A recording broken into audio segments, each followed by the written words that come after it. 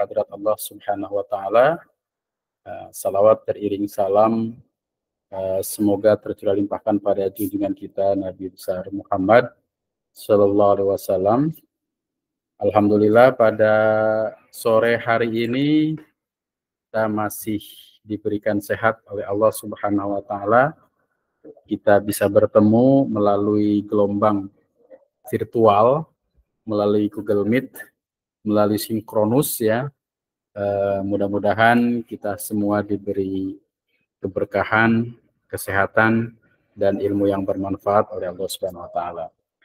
Selanjutnya, mohon maaf pada waktu kemarin kita sama-sama mengikuti arahan ya terkait dengan perubahan jadwal perkuliahan.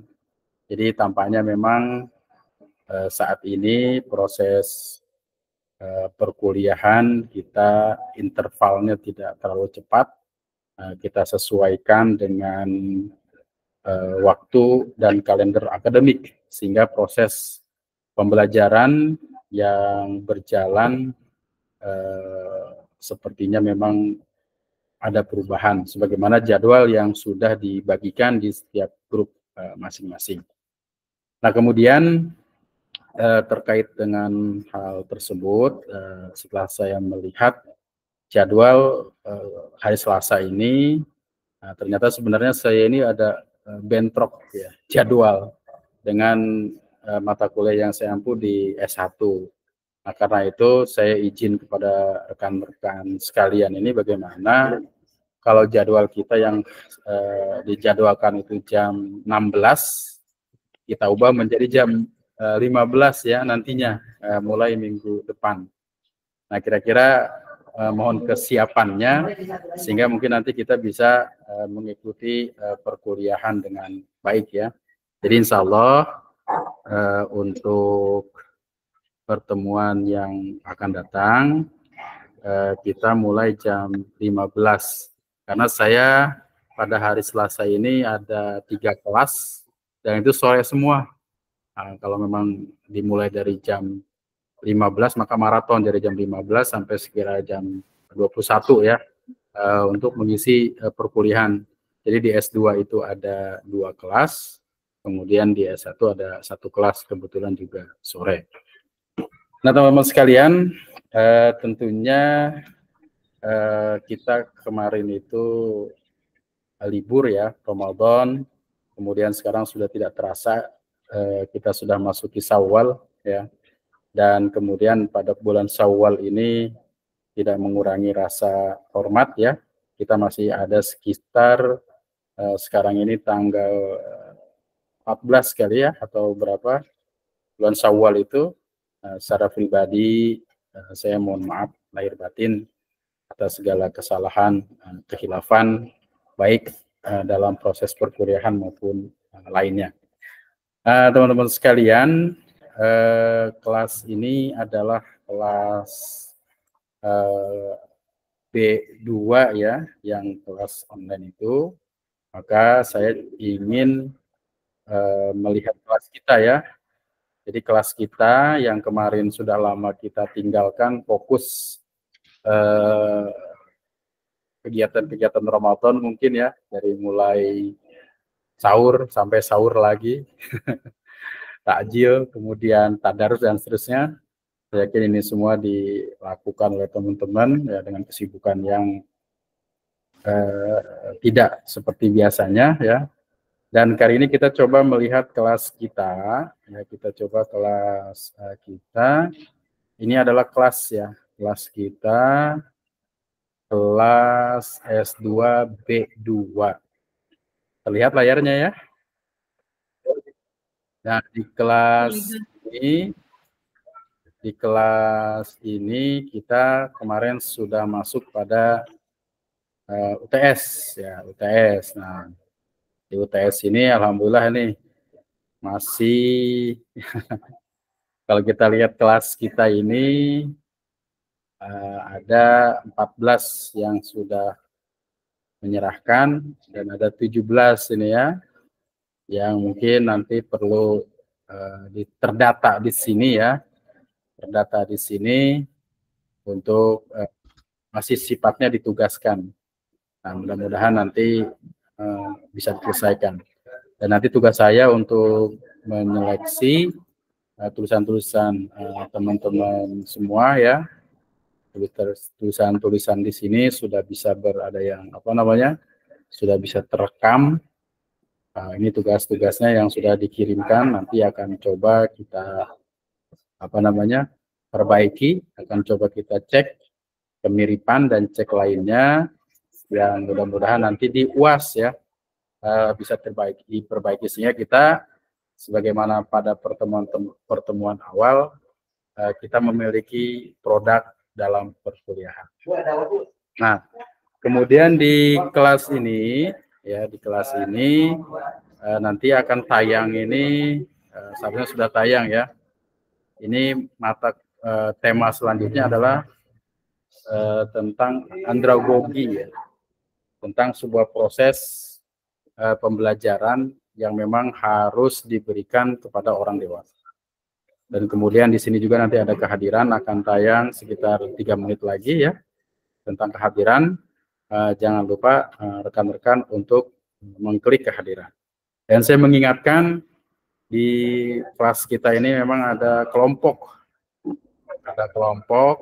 presentasi, jadi tugas teman-teman saya mengingatkan kembali ya, ada kelompok kita, kemudian menulis template book, dan kemudian ada presentasi terkait dengan kelompok-kelompok yang akan mempresentasikan tulisannya. Nah, ini RPS kita, rencana pembelajaran semester untuk kelas B2. Nah, di sini kita sudah sampai pada tahap ini ya. Materi-materi selanjutnya adalah tentang pengembangan dan media pembelajaran untuk orang dewasa. Nah, ini ya bahasan kita hari ini. Nah, sebenarnya kalaupun kita lihat di sini yang bertugas ini ada namanya Dede Sulaiman, ada Rizky Zuliharsa, kemudian ada Siti Hidayah. Nama-nama ini sudah hadir belum kira-kira? Dede ada Dede? Nah, ini ada rekan-rekan yang kita lihat dulu ke kelasnya. Nah, ya. Kita lihat, kemudian kita izinkan semua, biar semuanya bisa masuk. Ya, nah tentunya materi yang saya sampaikan pada hari ini tidak full ya, karena memang saya ada kelas yang lain. Karena itu saya berharap pada hari Selasa ini nanti kita akan memulai sekitar jam 15 ya, sehingga akhirnya nanti bisa lebih awal dalam proses pelajaran yang kita lakukan. Rekan-rekan sekalian, dalam kelas itu sudah tayang terkait dengan file presentasi untuk pembelajaran untuk orang dewasa. Ya, saya akan mencoba memberikan materi tersebut. Pada kesempatan kali ini tentu rekan-rekan sekalian masih sibuk ya dengan Syawalnya ya. Jadi belum bisa untuk langsung gas gitu ya. Langsung gas terkait dengan materi-materi perkuliahan dengan tema yang sudah disampaikan pada hari ini. Nah, ya, jadi PAI untuk materi kita adalah tentang pembelajaran PAI untuk orang dewasa. Nah, sampai sini mungkin rekan-rekan ada yang didiskusikan atau ditanyakan terutama terkait dengan perubahan jam ya, yang seharusnya nanti kita laksanakan jam 16 sesuai dengan jadwal, nanti akan dirubah menjadi dilaksanakan pada jam 15. Nah, mungkin dari rekan-rekan ada yang berkomentar? Oke ya, kalau tidak bagi saya nyatakan teman-teman semua. Ya silakan, ini ada yang mengangkat tangan, Bu Iroh. Silakan Bu Iroh. Assalamualaikum Pak Dokter. Assalamualaikum warahmatullahi wabarakatuh. Ya Bu, gimana, sehat Bu? Sedikit bertanya aja, mungkin berarti minggu depan, Selasa depan kita udah mulai jam 3 ya? Ya, sudah mulai jam 3. Jadi jam 3 kita agendakan sampai jam 16 ya, atau jam 16.30. Karena ternyata yang menyusun jadwal ini tidak melihat jadwal sebelumnya. Main ini aja. Gitu. Ya, terima kasih. Ya mungkin rekan-rekan semua juga bisa maklum. Kalau hari ini ada berapa mata kuliah untuk kelas B2 ini? Ada dua Pak Dokter. Ada dua. Kelasnya filsafat Pak Dokter. Malam filsafat sama Pak Dokter Misno. Nanti malam dengan Dokter Misno. Itu jam berapa? 19.30 sih kalau setelah Pada Isya. Nah, berarti kalau kita mulai jam 15, itu kemungkinan mungkin ada jedanya ya, bisa istirahat terlebih dahulu mungkin. Insyaallah. Saya pikir itu lebih baik lah daripada maraton seperti ini, ya. Insyaallah nanti. Jadinya seminggu sekali ya Pak Dokter ya? Ya, seminggu sekali. Ya, nanti kita lihat jadwalnya. Kebetulan hari ini adalah saya. Kemungkinan Selasa depan bukan saya ya jamnya, jadwalnya. Jadi 2 minggu sekali berarti. Iya. 2 minggu sekali. Selasa depan Dokter Darlina sama Pak Dokter Jena. Ya, berarti nanti saya 2 minggu sekali. Sekarang Selasa yang akan datang itu Bu Darlina, Selasa lusa itu berarti saya gitu ya.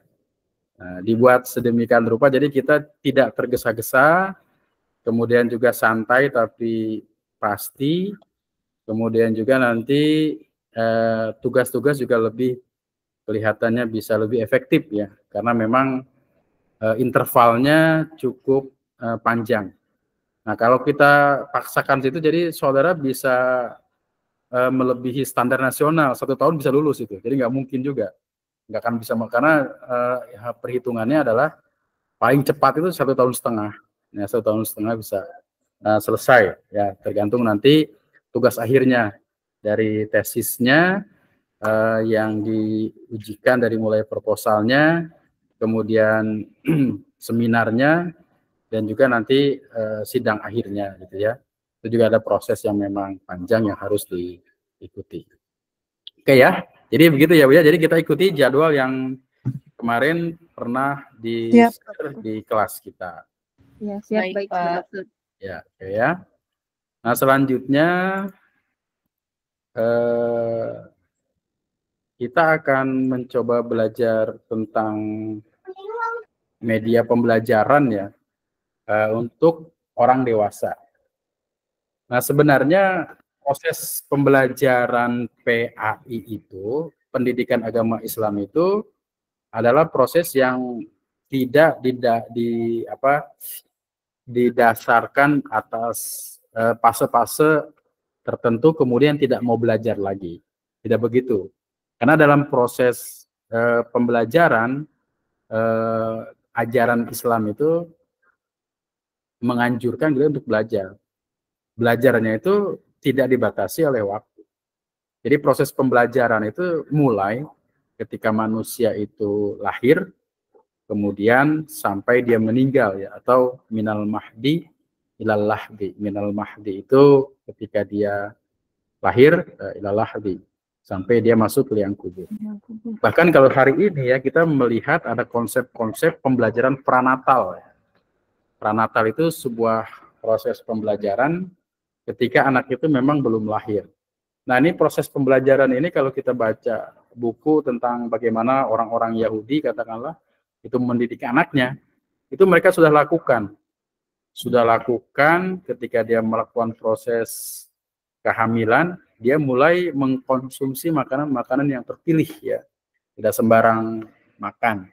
Karena dia berorientasi pada sebuah proses pembelajaran pranatal. Pranatal itu sebelum lahir kita sudah melakukan proses pendidikan. Nah, bahkan kalau Islam itu mungkin sebelum lahir atau sebelum di kandungan juga sudah dimulai. Jadi proses itu dimulai ketika memilih pasangan. Nah, itu juga sebagai sebuah pendidikan yang memang melampaui pendidikan-pendidikan yang sekarang diterapkan dengan long life education, ya, pendidikan seumur hidup, ya. Jadi seumur hidup kita belajar. Nah, karena manusia memang harus belajar. Manusia bisa memahami sesuatu itu karena belajar. Jadi belajar bagi kita adalah sesuatu yang memang perlu ditekankan, dan apalagi para pendidik, para ibu-ibu guru, para ustadz-ustadzah yang hari ini mengelola lembaga pendidikan, mengelola siswa-siswanya, santri-santrinya, maka proses pembelajaran itu sudah ditekankan dalam diri setiap kita itu adalah proses pembelajaran sepanjang hayat. Maka kemudian dalam proses itu ada yang disebut dengan total quality management, manajemen mutu pendidikan. Jadi pendidikan yang kita kelola itu harus berbasis pada mutu.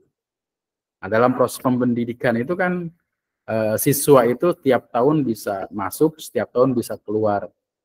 Ada yang lulus, ada yang masuk, ada output, ada input. Atau ada input, ada output. Tapi yang mengelola adalah perubahannya lebih tetap. Artinya pengelola itu ya tidak berubahnya cepat seperti masuknya santri atau keluarnya santri. Nah, karena itu maka proses pembelajaran yang dilakukan di satuan pendidikan itu adalah sebuah proses pembelajaran yang harus memiliki mutu sebagai tujuan utama. Nah, pembelajaran PAI juga itu dilakukan untuk orang dewasa. Nah, orang dewasa ini pendekatannya sangat berbeda dengan pendekatan anak-anak. Maka ada ilmu khusus yang mempelajari tentang bagaimana melakukan pendekatan pembelajaran kepada orang dewasa.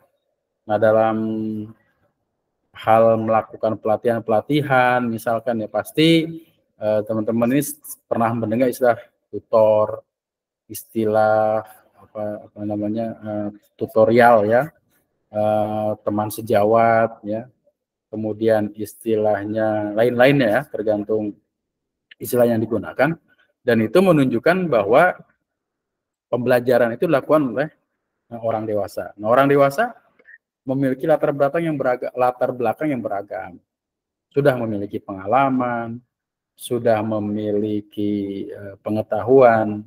Nah, maka proses pembelajaran yang dilakukan kepada orang dewasa lebih cenderung pada diskusi-diskusi, ya, diskusi-diskusi. Maka kemudian istilahnya ada fasilitator, ada tutor dan seterusnya. Nah, juga kita bisa memahami, ya, makna apa itu dewasa. Nah, secara psikologis dewasa itu bisa bermakna kematangan periode seseorang yang diukur dari waktu. Nah, ada batas waktu yang menunjukkan seseorang itu dewasa.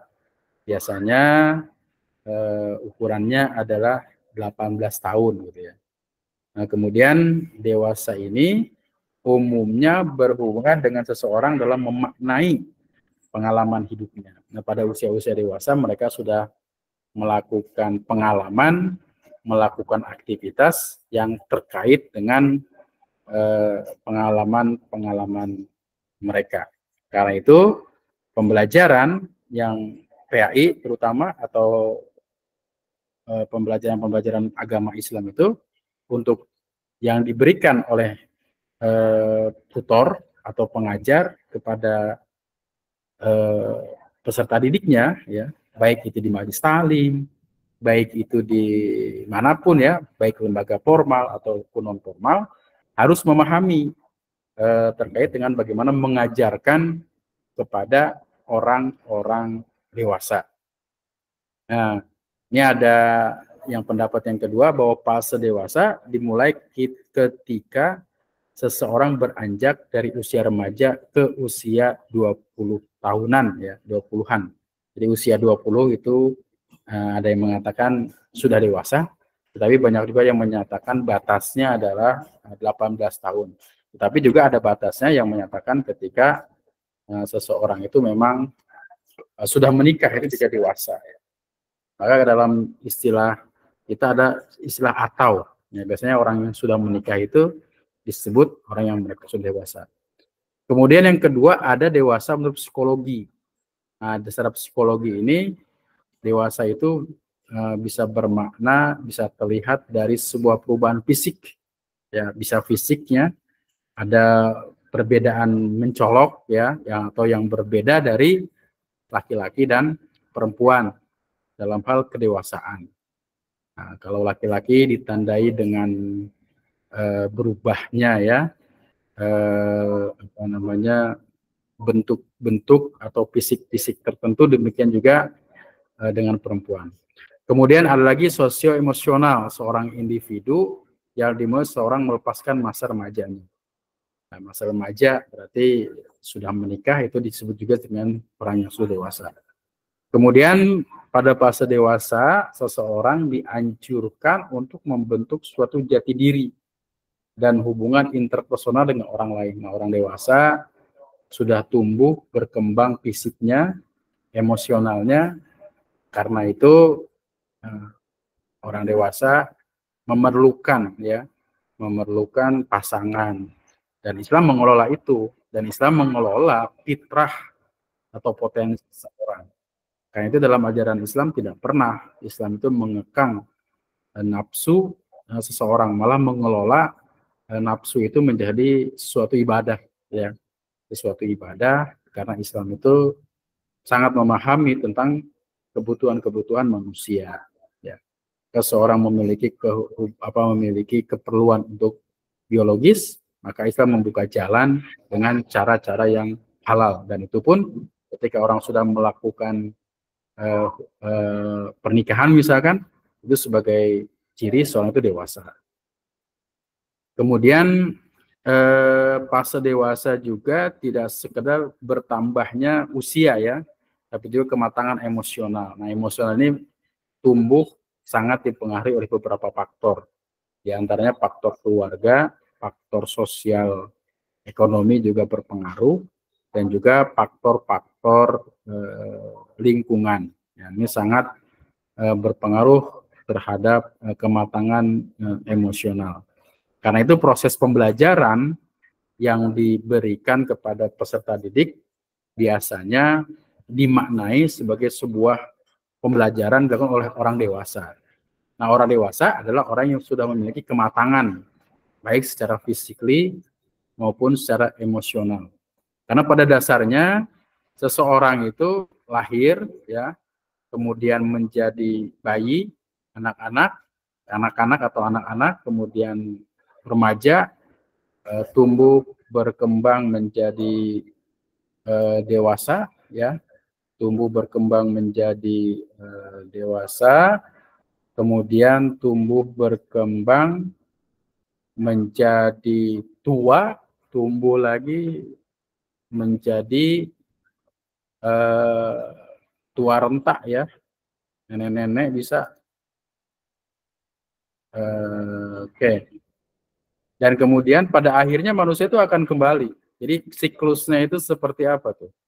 Siklusnya itu kalau kita gambarkan, ya, manusia itu dari bayi, dari tidak ada menjadi ada, setelah ada berproses dan akan kembali kepada tiada lagi. Dan itu hukum alam. Ya, semua orang seperti itu. Dan hal ini menjadi perhatian serius bagi kita agar pembelajaran yang kita berikan kepada fase-fase umur itu sangat berbeda. Pembelajaran diberikan kepada anak-anak akan sangat berbeda dengan remaja. Pembelajaran diberikan kepada remaja juga sangat berbeda kepada pembelajaran orang yang tua. Karena itu kelas kita ini juga sebenarnya kelas andragogi, ya. Kelas pembelajaran yang diberikan untuk orang-orang dewasa. S2 itu sudah dewasa, sudah matang fisiknya, emosionalnya. Nah, karena itu kematangan seseorang itu bisa diukur juga bukan hanya fisiknya saja, tapi kematangan secara emosional, kematangan berpikir, kematangan rasionalitas, logis berpikirnya atau tidak, itu juga bisa menjadi ukuran seseorang dewasa atau tidak. Dan pada akhirnya seseorang itu akan kembali lagi seperti anak-anak, di mana fungsi-fungsi tubuhnya yang tadinya normal menjadi tidak normal, ya. Yang tadinya sangat energik menjadi terbatas karena berkurangnya fungsi badan kita itu. Dan ini adalah sesuatu yang alamiah, ya. Dan ini memang harus dipersiapkan sejak dini. Karena usia itu tidak bisa dibohongi, waktu itu tidak bisa dibohongi, dan ketika orang sudah mencapai kedewasaan, katakanlah usia matang itu, usia dewasa tadi diukur bisa 18 tahun, bisa 20 tahun. Bahkan seseorang ketika sudah mencapai usia 40 tahun, ya, kalau kita mengukur kepada Rasulullah yang mendapat wahyu itu umur 40 tahun, maka kemudian dia akan kembali lagi ke fase-fase di mana dia fungsi-fungsi badannya, fungsi-fungsi emosionalnya, dan fungsi lainnya itu menurun. Nah, maka kemudian ketika kita diberikan umur panjang, maka kita minta umur panjang dalam taat kepada Allah, ya. Dan tentunya kita juga tidak mau diberikan umur panjang yang panjang sekali. 100 tahun, 200 tahun juga akan menyusahkan orang yang ada di sekitar kita. Maka kemudian kita berdoa kepada Allah dalam umur yang panjang dan taat, itaatillah, gitu ya, dalam taat kepada Allah. Nah, ini ya ciri-ciri dari orang dewasa itu, dia bisa menyelesaikan masalah. Seorang yang berusaha untuk menyelesaikan suatu permasalahan secara matang. Ini ciri-ciri dewasa. Ya, mampu menyelesaikan permasalahan secara matang. Matang itu bisa kita terjemahkan secara baik, secara elegan, ya. Itu bisa kita terjemahkan juga secara matang. Kemudian stabil. Maka dalam tradisi kita, orang-orang dewasa itu orang-orang yang menjadi panutan, ya, baik bagi keluarga maupun orang-orang yang berada di sekitarnya. Nah, kemudian ciri dewasa juga adalah emosinya stabil, tidak meluap-luap, ya. Emosi seorang cenderung lebih stabil. Pengelolaan emosi sangat penting untuk perkembangan individu. Mengapa emosi stabil? Karena memang mereka sudah mengalami, ya, kadang-kadang sudah melakukan, sehingga itu tersimpan dalam sebuah memori, menjadi sebuah pengalaman. Ketika pengalaman itu, memori tersimpan, kemudian ada kejadian yang sama, maka biasanya menghadapinya dengan tenang karena sudah mengalami. Lain hal dengan mereka yang belum pernah mengalami. Nah, kemudian ciri-ciri dari dewasa juga adalah orang dewasa memikirkan masa depan. Memikirkan masa depan secara matang. Dalam hal ini seorang individu akan menentukan tujuan dan target hidup dan cara untuk mencapainya. Jadi orang dewasa itu sudah bisa mempergunakan akal, pikiran, kemampuannya disusun secara sistematis, memiliki target untuk mencapai masa depan, untuk mencapai sesuatu yang lebih baik. Dan ini salah satu ciri yang memang harus dilakukan oleh orang-orang dewasa. Ini ada Quran surah Al-Kahfi, ya, yang menyatakan tentang dewasa. Misalkan kita lihat terjemahnya, kami wasiatkan wasainal insana biwalidayhi ihsana hamalathu ummu kurhan wa dha'athu kurha. Kalau kita terjemahkan, kepada orang tuanya itu telah mengandungnya dengan susah payah dan melahirkannya dengan susah payah. Wahnan ala wahnin, ya. Kemudian mengandung sampai menyapinya itu selama 30 bulan. Sehingga apabila telah dewasa, ini ada kata dewasa. Hatta idza balagha itu bisa bermakna balik. Balik itu artinya sampai. Sampai itu pada umur yang dimana dia sudah memiliki potensi fisik, potensi emosional yang sudah bisa mengukur diri sendiri, bisa mengetahui mana yang baik, mana yang tidak baik, sudah balik, ya. Dan dalam fikih ini diperkuat bahwa balik itu Bagi laki-laki dan perempuan ada ciri-ciri, ada tanda-tanda sehingga dia kemudian sudah balik itu memiliki kewajiban untuk menjalankan perintah Allah dan menjauhi larangan Allah. Dia sudah berdosa jika tidak mengerjakan perintah Allah dan juga berpahala kalau dia mengerjakan apa yang diperintahkan oleh Allah Subhanahu wa taala. Nah, maka kata dewasa ini memiliki makna umurnya sudah cukup ya. Kalau di sini ada 40 tahun. Ya. Dan seterusnya ya. Kemudian ada karakteristik orang dewasa itu mempunyai pengalaman-pengalaman yang berbeda-beda.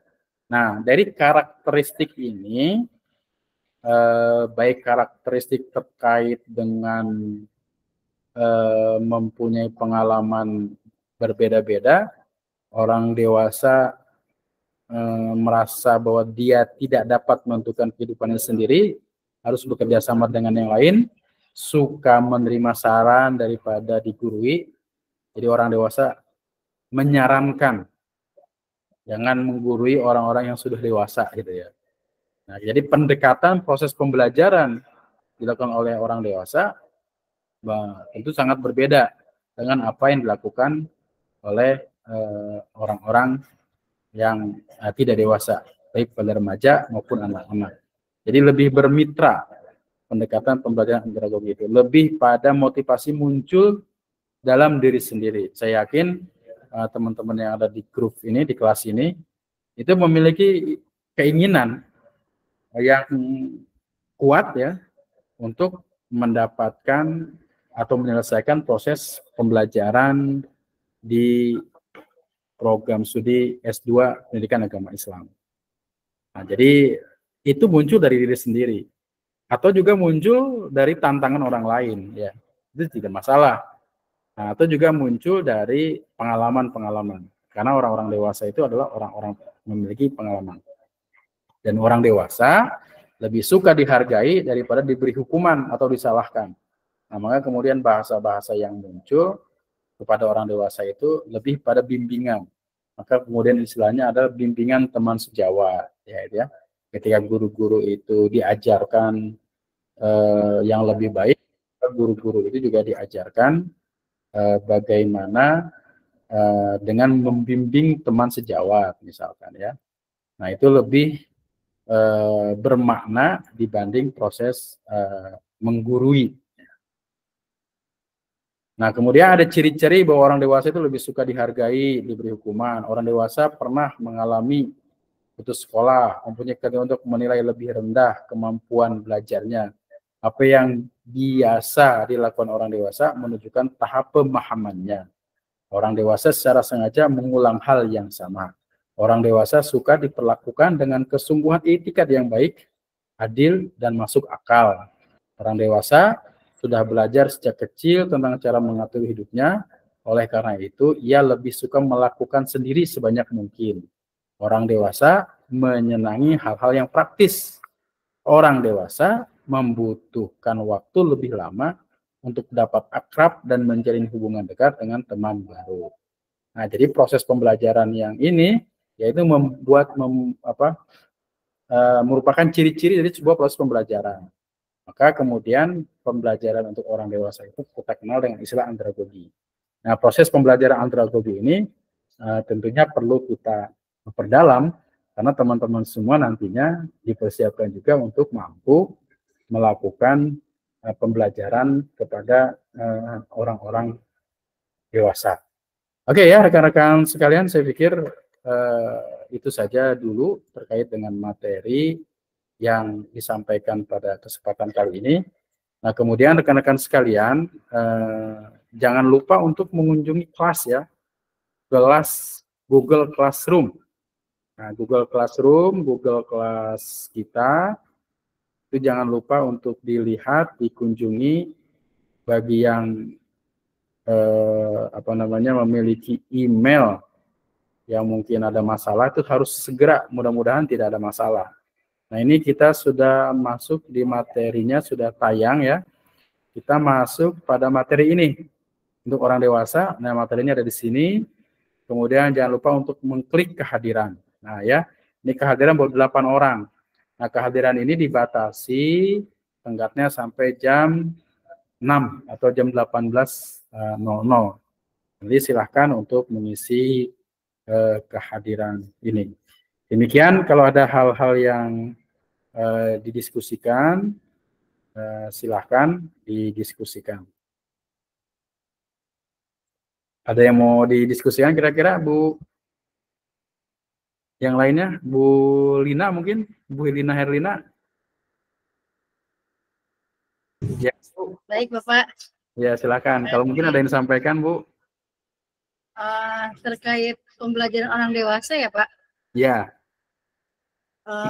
Sangat menarik ya, Pak, ketika kita membahas tentang orang dewasa. Karena beda ya ketika kita mengajar PAUD dengan anak-anak perkuliahan seperti itu ya, Pak. Yang mengajar S1 seperti itu. Ya. Jadi ketika kita mengajarkan mahasiswa, mungkin pemahamannya dengan berbagai pemahaman mahasiswa kita, jadi kita harus mempunyai strategi seperti itu ya, Pak. Strategi menyampaikan materi apa yang akan kita sampaikan seperti itu. Jadi kalau biasa di PAUD dan berkecimpung dengan mahasiswa, jadi saya belajar lagi tentang andragogi tadi, Pak. Pemahaman penyampaian bagaimana memberikan materi kepada orang dewasa agar apa yang kita sampaikan cepat mereka resapi, cepat mereka pahami seperti itu, Pak. Jadi benar-benar kita harus belajar lagi bagaimana memberikan menyampaikan materi agar materi yang kita sampaikan cepat dipahami seperti itu, Pak. Mungkin tantangannya kita di strategi bagaimana sih biar materi yang kita sampaikan cepat dipahami seperti itu, Pak. Iya. Ya, terima kasih. Itu memang betul sekali ya. Jadi ada fase-fase umur seseorang itu yang memang harus kita pahami ketika kita melakukan proses pembelajaran. Nah, apalagi pembelajaran PAI. PAI ini kan orientasi pembelajarannya adalah tentang meyakinkan seseorang. Padahal yang disebut dengan yakin itu kan ketika panca indera kita menangkap, ya. Nah, sementara pelajaran-pelajaran agama ini adalah pelajaran yang meyakinkan seseorang dan keyakinan itu sangat subjektif. Kita menyatakan misalkan ada siksa kubur. Bisa saja orang bertanya, emang siksa kubur itu ada, buktinya apa? Kan sulit menjelaskannya. Karena melihatnya dari sisi iman, bukan melihat dari sisi zohir panca indera yang memang memiliki keterbatasan. Dan proses pembelajaran kepada anak-anak ini juga menarik sebenarnya ya. Jadi kalau anak-anak kita usia 4, 5, 6, SD kelas rendah 1, 2, 3 atau SD kelas tinggi ya 4, 5, 6, ini kelas mereka ini sangat berpikirnya konkret. Anak-anak kita itu di PAUD sangat berpikir konkret. Jangan kita sampaikan kepada anak itu, coba kamu bilang 0,5 tambah 0,5 berapa, dia nggak paham. Atau kita bilang setengah juga dia nggak paham. Nanti saya masuk sedikit lagi ya, saya masuk. Dia setengah juga tidak paham. Nah, biar konkretnya bagaimana? Konkretnya itu ya kita bawa aja belajar matematik dengan anak-anak PAUD itu bisa sambil makan semangka misalkan ya. Jadi kita bawa semangka, ini semangka 1. Ini berapa? 1. Kita potong. Jadi berapa? Setengah. Itu setengah. Jadi anak itu melihat ini yang ini setengah, ini setengah. Jadi setengah sama setengah jadi 1. Nah, itu untuk anak-anak. Maka kemudian muncul dalam anak-anak kita itu sebenarnya cerdas-cerdas anak kita itu. Tuhan itu di mana sih? Tuhan itu gede emang seperti gunung atau bagaimana? Nah, kadang-kadang ada pertanyaan-pertanyaan seperti itu untuk anak-anak. Maka yang mampu menyelesaikannya adalah bahwa kita orang-orang dewasa itu harus bisa masuk ke dunia anak dengan pemikiran dan karakteristik anak. Ketika kita mengajar fase remaja, maka emosionalnya ataupun apapun kita masuk wilayah mereka. Yang remaja itu bagaimana sih? Kan remaja sedang pubertas, mereka sedang sering trial and error, uji coba ya, terhadap apapun yang dilakukan. Nah, beda dengan orang dewasa. Orang dewasa itu sudah mengalami. Karena sudah orang dewasa itu sudah mengalami karena dia nggak mau digurui. Maka kemudian orang dewasa, lu mah teori doang, gue yang ngalamin. Ya, kalau orang dewasa dinasehatin untuk sabar, pasti bilang begini, sabar cuma ngomong doang tuh, gampang, coba sabar, kalau mempraktikkannya susah. Maka ngalamin sendiri gitu ya, kalau ya. sabar itu kan paling enak gitu. Ngomong sabar, tapi mengalami susah. Maka dalam agama Islam kan wa may yuwaffas-sabirun ajrun bighairi hisab. Orang yang sabar itu pahalanya besar, sebesar sabar yang dia lakukan. Tapi prakteknya kan susah. Kalau saya disuruh milih mau bersabar, mau bersyukur, tentu saya mau bersyukur dibanding sabar. Nah, orang dewasa ini sudah mengalami. Nah, bagaimana kita mengajarkan mereka? Nah, jadi lebih cenderung berbagi pengalaman. Dan juga kita perhatikan orang dewasa ini kadang-kadang juga ada di antara kita misalkan orang yang sudah dewasa atau sudah melewati masa dewasa, dia katakanlah tidak bisa melakukan praktek-praktek ibadah. Katakanlah dia berwudu masih belum bisa. Nah, itu jangan sampai kita buka di tempat umum. Karena akan mempermalukan seseorang. Nah, kecuali memang orang punya sikap yang cuek ya, tapi jarang. Nah, bagaimana cara kita? Maka kemudian kalau di majelis taklim ya, di majelis terutama di wilayah saya nih ya, kalau kita ngajarkan agama, dia senangnya dengan ceramah. Coba kalau praktek agak nggak datang, ya besok kita satu-satu ya baca Quran. Saya yakin jamaah banyak yang nggak datang itu. Karena mereka memang maunya barengan, klasikal, tidak satu-satu. Nah, bagaimana caranya? Yang penting dia mau dulu. Kita bangun motivasinya. Nah, kalaupun ada waktu untuk belajar ke orang-orang tertentu, jangan di hadapan orang-orang yang banyak. Nanti jamaahnya sudah pulang, yuk kita belajar lagi. Nah, itu kan lebih menyenangkan dibanding dengan di tempat umum ya kita katakanlah dalam tanda kutip ya mempermalukan belia yang memang dari awalnya memang sudah tidak memiliki kemampuan untuk itu. Tapi kita sebagai seorang guru, seorang pengajar PAI baik di lembaga formal maupun non formal harus memahami itu. Memahami hal tersebut. Nah, makanya mungkin harus memiliki pandangan-pandangan yang jauh, pandangan-pandangan yang menghargai, dan orang tampaknya memang lebih senang dipuji. Ya, ibu ini sudah hebat, udah bisa baca doa berkumur, yang lain belum ada yang bisa, cuma ibu aja yang hebat. Nah, itu lebih terbangun motivasinya. Daripada kita bilang, ibu udah usia begini, kenapa sih belum bisa-bisa juga? Nah, itu akan membuat seseorang itu menjadi pengalaman yang tidak mengenakan. Nah, karena itu memang khusus dalam pendidikan itu untuk andragogi, khusus pembelajaran orang dewasa sebenarnya ada materi khusus yang harus tersampaikan. Karena memang pembelajaran agama itu juga harus masuk kepada orang dewasa. Itu mungkin Bu ya, nanti kita lanjutkan dengan diskusi-diskusi lainnya ya. Saya pikir cukup dulu ya. Sekali lagi saya terima kasih atas kehadiran teman-teman. Insya Allah nanti kita akan lanjutkan pada Selasa lusa ya. Selasa besok mungkin jadwal yang lain.